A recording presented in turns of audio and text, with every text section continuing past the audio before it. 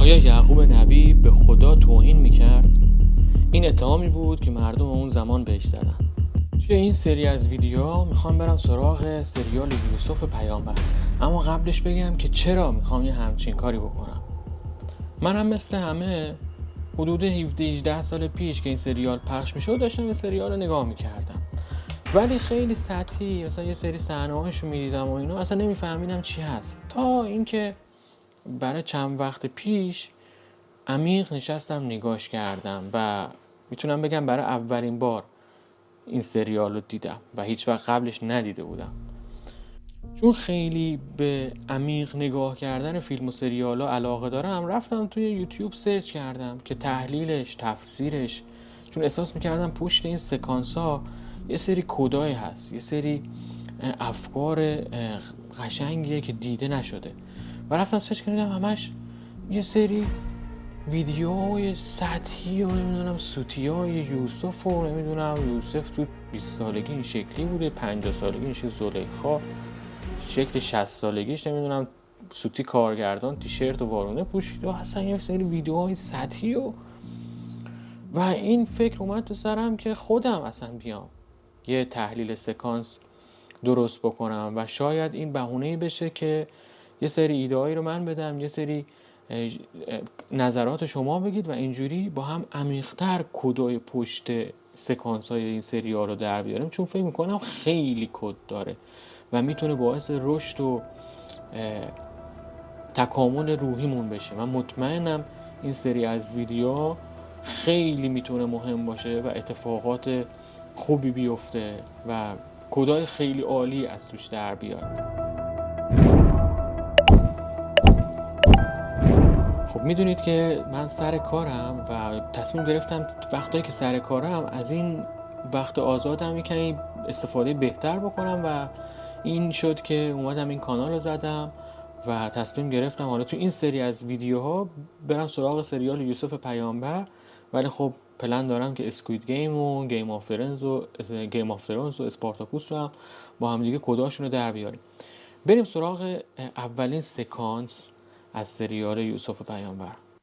اولین جمله‌ای که پخش میشه میگه که 1160 سال قبل از میلاد فدان آرام شهری در جنوب کشور ما. همین جمله رو بخوایم با هم دیگه بررسی کنیم، برای کسایی که ترتیب پیامبرا واسهشون مهمه متوجه میشیم که حضرت ابراهیم بعدش اسحاق بوده و بعدش یعقوب نبی بوده و بعدش هم یوسف بوده و 1160 سال بعد از همه این اتفاقات حضرت مسیح ظهور میکنن و رسالتشون رو پیش میبرن و این اتفاقاتی که داره تو این سریال میفته مال 1160 سال قبل از میلاد مسیحه و مکانش هم بابل میشه یک شهری بین عراق و فلسطین کنونی و خیلی جالبه که با چوپونی یعقوب نبی سکانس شروع میشه که یه جورایی من برداشت کردم که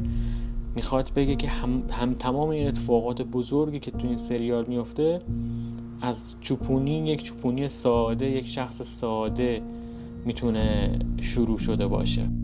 سکانس بعدی نشون میده که یعقوب داره گوسفنداش میبره به چرا و یه گله از مردمم دارن میرن به سمت معبد و اونجا پر از خواسته هستن. یکی بچه‌شو آورده میگه به ایشتار بگو که اینو شفا بده. حالا ایشتار خدای اون موقع بوده دیگه، اینو شفا بده و اونم که مسئول، حالا اون به اصطلاح چطور بگیم حالا اون معبد اونجا، نمیخواستم بگم مثلا حالا اسمایی که امروزه دارن شبیهن به جایی که مردم الان میرن اسمشو نیاوردم، ولی حالا همون معبد رو بگیم که مسئولش هست، اونم بچه رو میگیره میگه من ادعا میکنه که من با خدا در ارتباطم و خدا به من گفت که شفاش میدم و تو هم برو جوری بچه رو بزرگ کن. اینجاش خیلی کد مهمی داره که در آینده از پیروان ایشتار باشه و فرزندتان را آنگونه بزرگ کنید که از پیروان ایشتار باشد. حالا سکانس بعدی یعقوب داره با مردم بحث میکنه و مردم بهش میگن که تو کافری تو به خدای ما اهانت میکنی، اصلا همین حرفای تو باعث شده که برکت از خونه‌های ما بره، از شهر ما بره و یه جورای نکبت بیاد تو زندگیمون. حرف مردم به یعقوب نبی اینه. حالا یعقوب هم در جواب بهشون میگه که من اهانت نمی کنم که به خدای شما، من فقط دارم سوال میکنم.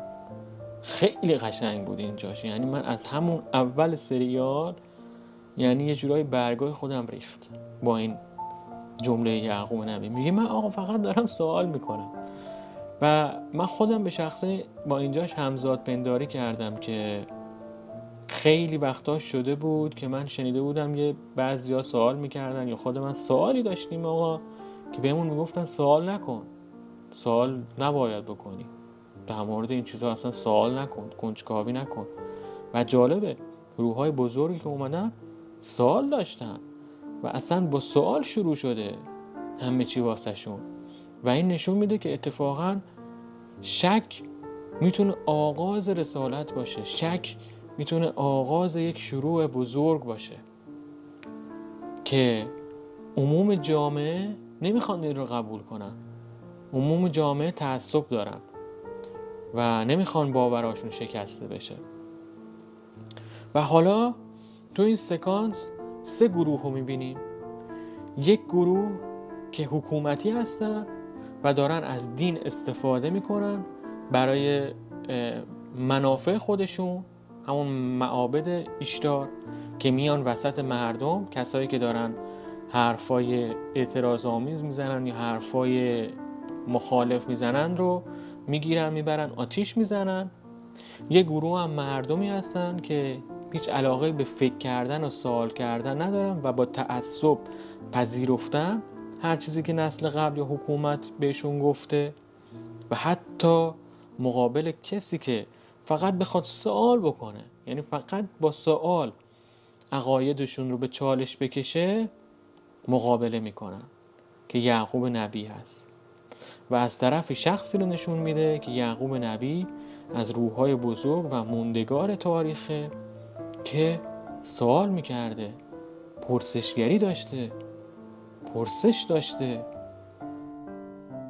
و این چیزی بوده که تحملش سخت بوده برای اون زمان و شاید الان هم کسی بخواد پرسشگریاشو دنبال بکنه تحملش سخت باشه.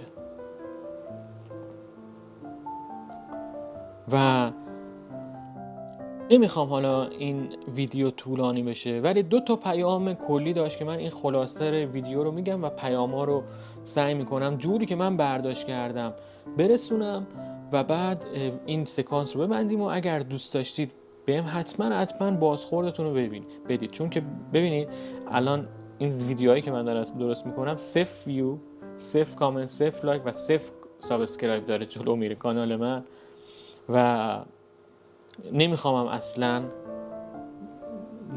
به هیچ جا بفرستم. فقط دوست دارم کسایی که خودشون علاقه دارن و دوست دارن این ویدیو رو ببینن. به خاطر همین خیلی میتونه کسی که الان داری اون پشت میبینی و تا اینجای ویدیو رو دیدی نظرت واسه من با ارزش باشه که اصلا بازخوردت چجوریه، اصلا این ایده چیه، خوبه، بعد چیکار کنم، ادامه بدم ندم. و خیلی میتونه برام مهم باشه چیزی که مینویسی، نظری که داری. و پیام اول اینه که حکومتایی که از دین سوء استفاده میکنن همیشه وجود داره، تو همه تاریخ وجود داشته. 2 مردمی که تعصبشون رو کورانه میکشن وجود داره. 3 کسی که حرف حق بزنه، کسی که پرسشگری بکنه، کسی که بخواد عقایدشون رو به شک بندازه بر نمیتابن، تحمل نمیکنن.